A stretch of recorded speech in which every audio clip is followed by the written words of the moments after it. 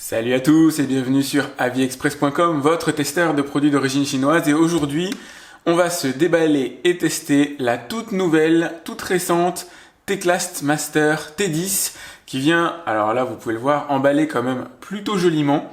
On sent qu'il y a de plus en plus de travail, de plus en plus de raffinement de la part de la marque Teclast pour emballer ses produits, et c'est tant mieux, ça fait plaisir. Ils s'en sortent par le haut, et on sait que pour les tablettes Teclast, c'est quand même une valeur sûre sur le marché chinois. C'est probablement eux, avec Chewy, qui vendent le plus de tablettes à l'heure actuelle. C'est plutôt cool, c'est quand même un bon gage, entre guillemets, de qualité que de voir le succès et des marques comme ça se développer aussi fortement.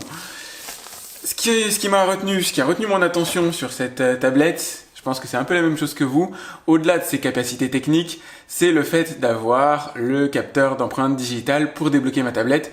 Le monde des smartphones commence un peu à mettre son empreinte dessus, et ça c'est plutôt cool.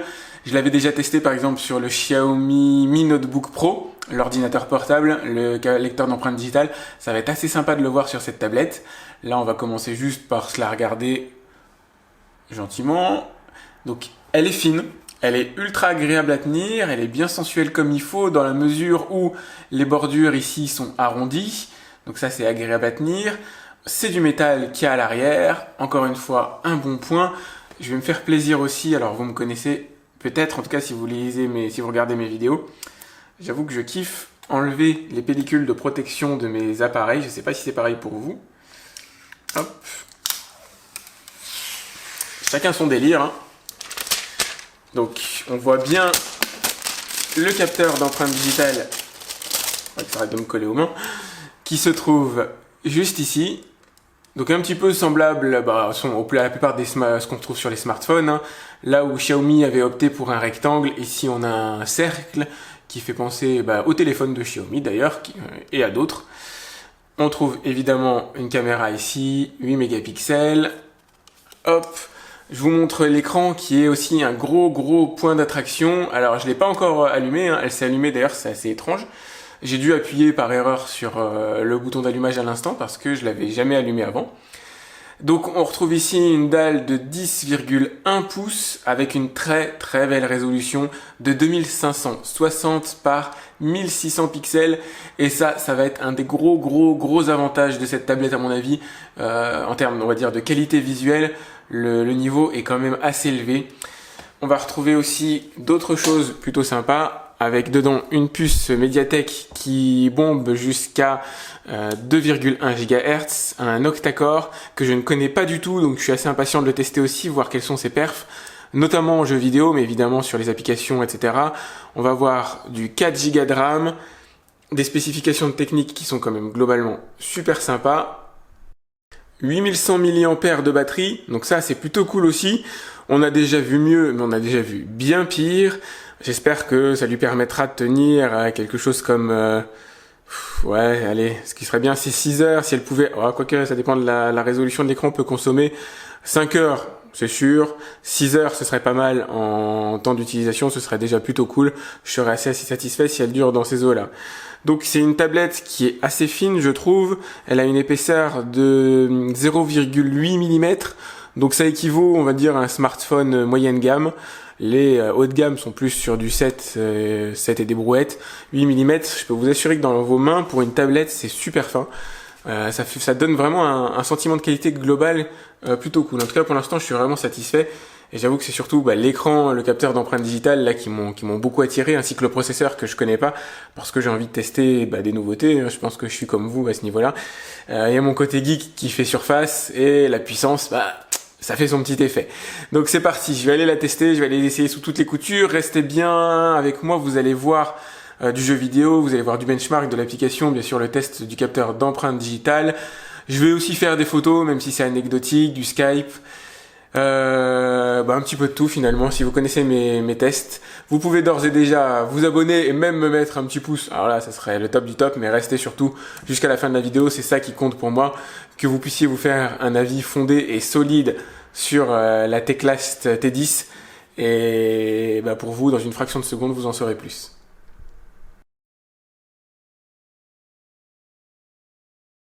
Là, on va se faire un petit test de réactivité du lecteur d'empreinte digitale. Donc j'appuie maintenant. Voilà, donc vous voyez, c'est quasi instantané. Je vais rééteindre l'écran, on va juste refaire un petit test pour le fun. Hop, j'appuie. Maintenant. Donc c'est nickel. Moi, ce que je vous conseille, c'est de paramétrer 2 jeux d'empreintes digitales. Je vous montrerai comment faire là dans une fraction de seconde. Pour si vous tenez l'écran à l'horizontale comme ça ou si vous le tenez à la verticale. Moi, c'est pas avec le même doigt que j'appuie. Donc il y a plusieurs choses qui sont faisables avec le capteur d'empreinte digitale. En le tapotant, vous allez pouvoir ouvrir des applications, enfin voir les applications déjà ouvertes, etc. Revenir éventuellement à l'écran d'accueil aussi, pourquoi pas. D'ailleurs, c'est un peu traître, si jamais vous êtes en plein jeu vidéo et que vous appuyez longtemps par inadvertance sur le capteur d'empreinte digitale, vous allez revenir à l'écran d'accueil. Vous pouvez désactiver cette fonction, je vais vous montrer comment. On est ici sur l'interface de paramétrage des empreintes digitales, donc comme je vous ai dit, j'en ai mis 2. Et vous allez pouvoir activer ou désactiver les fonctions du lecteur d'empreintes digitales derrière. Ça peut être pratique parce que, notamment quand vous tenez la tablette en mode paysage comme ça, et que vous jouez à un jeu vidéo, vous pouvez avoir votre main qui croise le capteur d'empreinte digitale et pendant votre jeu vidéo, du coup ça va vous couper votre partie puisque si vous appuyez sur le capteur d'empreinte digitale, il y a des fonctions qui sont activées automatiquement. Donc ce qui est cool, c'est que vous allez pouvoir les désactiver ici. Là, j'ai lancé le benchmark AnTuTu pour tester le processeur MediaTek 8176 et voir un petit peu ce qu'il a dans le ventre. Le score final va nous permettre de comparer, de voir un petit peu par rapport à d'autres tablettes, en tout cas vous, fonction des tablettes qui vous plairont ou que vous aurez choisi, déterminer quel est le niveau de puissance de la Teclast Master T10 par rapport éventuellement à d'autres choix que vous pourriez faire. Vous allez voir, il y a quand même un score très honorable. On obtient donc un score de 98 000 points, on va dire 100 000 sur AnTuTu, ce qui laisse présager de pouvoir jouer confortablement aux jeux vidéo, en tout cas à quasiment tous les jeux vidéo, en Full HD évidemment, de pouvoir faire tourner toutes les applications dont vous aurez besoin et d'avoir une navigation fluide sur la tablette. Normalement, c'est ce qu'indique ce genre de score qui est vraiment très correct.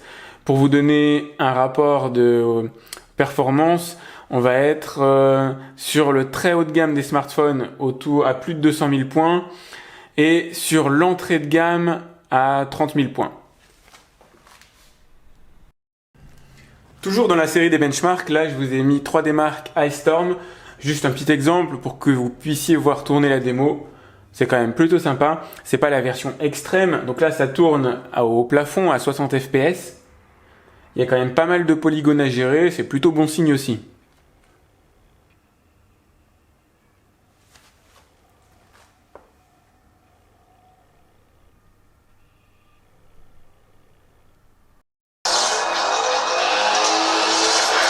Je vous ai mis un peu de son, un peu fort d'ailleurs.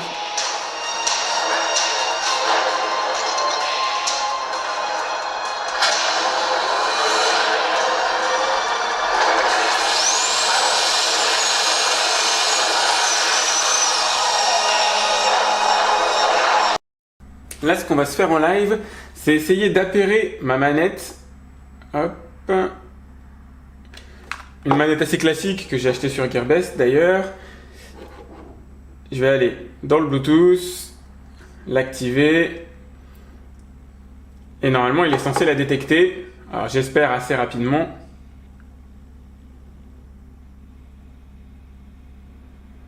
En règle générale, ça se passe très bien. Ce genre d'appairage, c'est pas un souci pour une tablette comme ça. Mais pour le jeu vidéo, ça va quand même être plutôt cool. Là, voilà. Gamepad Plus.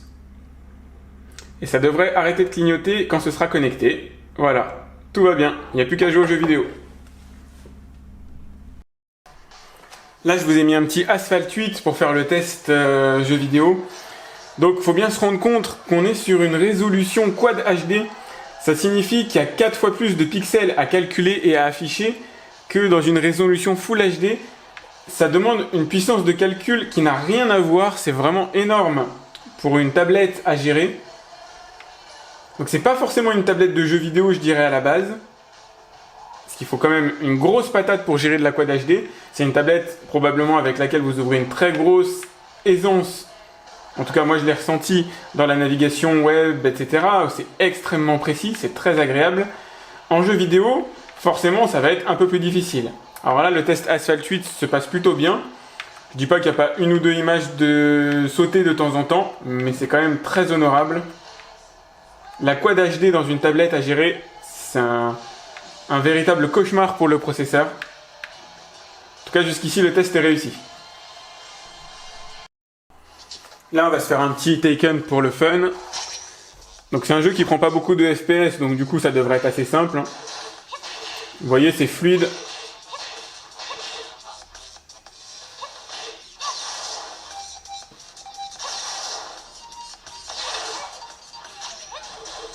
Bon voilà, pas besoin d'en montrer plus, c'est impeccable. Là on est sur Need for Speed No Limits. Et on va voir peut-être les limites de la Quad HD entre guillemets.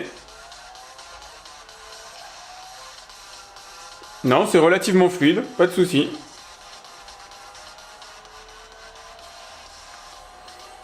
Alors la tablette tolérera pas forcément que vous fassiez plusieurs choses en même temps si votre tâche principale c'est de jouer.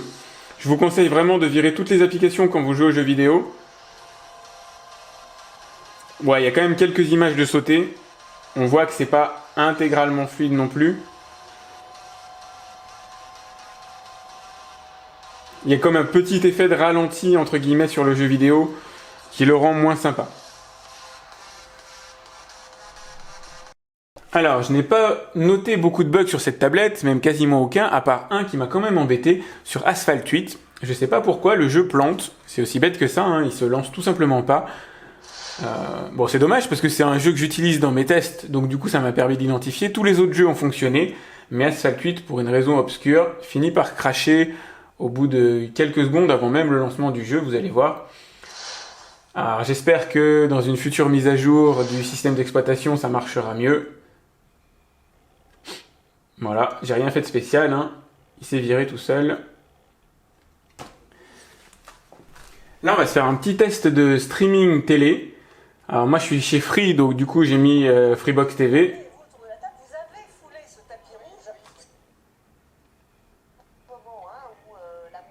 Bon, c'est impeccable, hein, rien à dire. Toujours dans le côté vidéo, on va aller faire un petit tour sur YouTube, tant qu'à faire.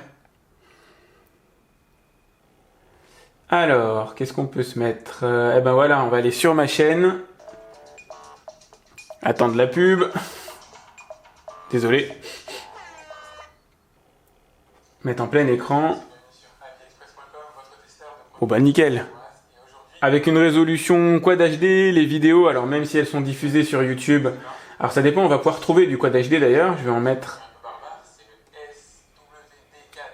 On va faire une recherche ici, on va mettre 4K, comme ça vous voyez en direct mes choix, il n'y a pas de triche. C'est que celle-là elle est plutôt jolie, donc je vais essayer, je vais l'afficher en plein écran. Choisir une grosse résolution, voilà, 1440p, ça correspond à ce que la tablette est en mesure d'afficher au niveau de son écran.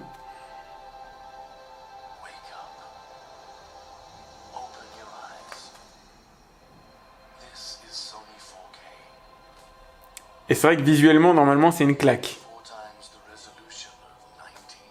La 4K, quand même, ça jette bien.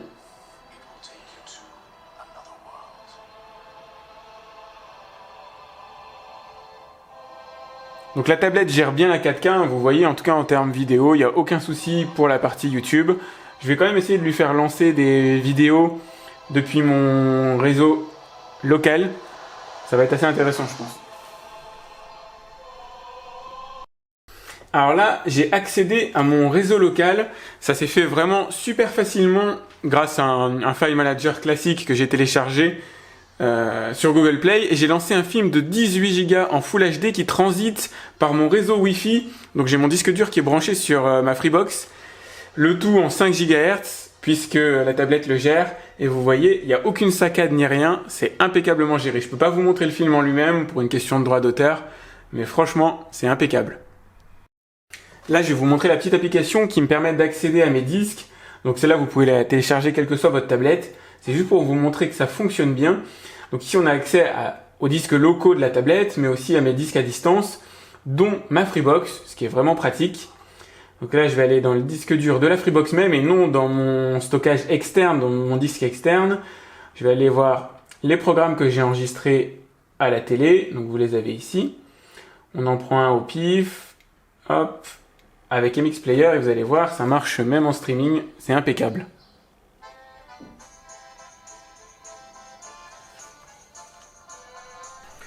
Puisque nous sommes dans l'univers des applications, je vais vous montrer un peu l'Android, la version d'Android 7 que vous avez ici. On est très proche du natif. Voilà l'écran que vous aurez quasiment au moment où vous allez installer la tablette pour la première fois. Donc avec une icône ici de mise à jour. Voilà, donc online. Moi j'en ai pas en ce moment. C'est pas grave. Hop, vous avez bien sûr les boutons ici classiques de retour, etc., de volume. L'accès aux paramètres. Donc ici le réseau Wi-Fi notamment en 5 GHz, mais vous allez aussi pouvoir avoir le réseau en 2,4. Donc les deux qui sont en haut c'est les miens, le Winter is Coming 2 c'est le 5 et ici c'est le 2,4. Ça marche impeccablement dans les deux cas. Évidemment, hein, bien sûr il capte bien. Bon, le Bluetooth on a déjà vu tout à l'heure. Alors un petit manque, j'aurais bien aimé la possibilité de choisir ma résolution pour pouvoir avoir plus de patates dans les jeux vidéo quand c'est nécessaire, parce que la Quad HD ça consomme beaucoup. Pour l'instant j'ai pas trouvé de moyen de régler la résolution, il faudra peut-être passer par une application externe. Voilà, donc batterie, hop. Tout est assez classique, le réglage de l'empreinte digitale. Voilà, donc moi j'ai fait 2 empreintes. Hop, mes comptes, etc. À propos de la tablette, vous avez ici les éléments basiques, Android 7. Alors je compte pas particulièrement sur les mises à jour sur cette tablette. J'espère que Teclast passera à Oreo quand même, ce serait sympa. Mais bon, je pense pas qu'il y ait de miracle à ce niveau-là. En tout cas pour l'instant, rien n'est prévu. Il n'y a pas de communiqué malheureusement qui nous indique qu'on passera sur Android 8. Donc il va falloir se contenter d'Android 7 qui est très bien au demeurant. Vous le voyez, hein, c'est ultra fluide.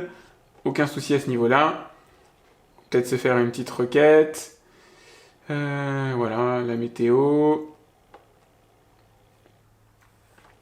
Alors, est-ce qu'il est capable de reconnaître mon site? Avis Express. Super.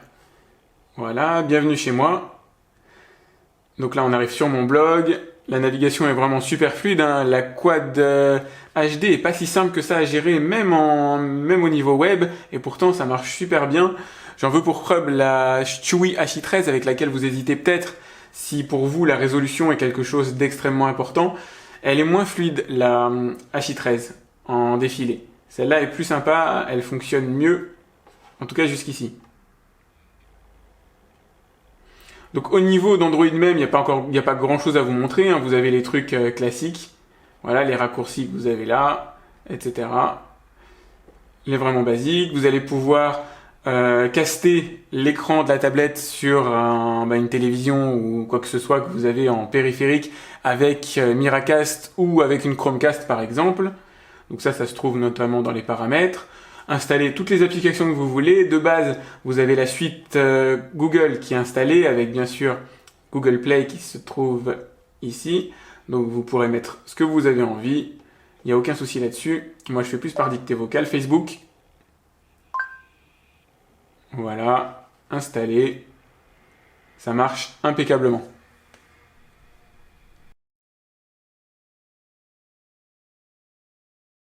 Alors, la batterie qui fait 8100 mAh, ce qui est plutôt une bonne taille pour une tablette, tient jusqu'à un peu plus de 9 heures en lecture de vidéo, donc 9h22 pour être précis, ce qui est vraiment très très correct. 9h22 en lecture vidéo, ça la place clairement dans le haut du panier. Plus longtemps si jamais vous faites que de la navigation, du surf classique, et moins longtemps évidemment si vous faites du jeu vidéo. Donc là vous voyez, bon, il reste 24 heures sur 77% de batterie, elle est un petit peu optimiste, mais ça dépend de l'utilisation que vous allez en faire et de la clarté, de la luminosité que vous allez demander à l'écran.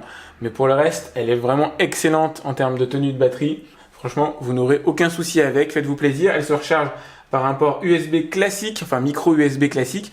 Donc du coup, peu importe où vous êtes en déplacement, il y a de fortes chances que vous ayez toujours quelqu'un sous la main qui a un port micro USB à vous prêter si vous en avez besoin.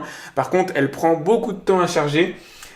Fonction de ce que vous allez utiliser. Si vous la chargez par exemple sur un ordinateur, il va vous falloir 7-8 heures pour la charger complètement. Alors pour faire de la visio, on a un capteur de 8 mégapixels qui fonctionne vraiment bien. Donc là vous voyez ma tronche et c'est quand même plutôt pas mal affiché par rapport à d'autres tablettes concurrentes, on est plutôt dans un univers au-dessus, clairement. Il y a vraiment de l'amélioration dedans.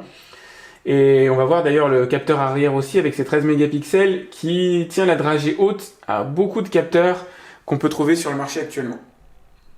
Là, on est avec la caméra avant, donc de 8 mégapixels en Full HD aussi, donc pour ce qui est de l'enregistrement. Ça a l'air de marcher plutôt bien. En tout cas, pour une caméra en face avant, c'est vraiment honnête, je trouve.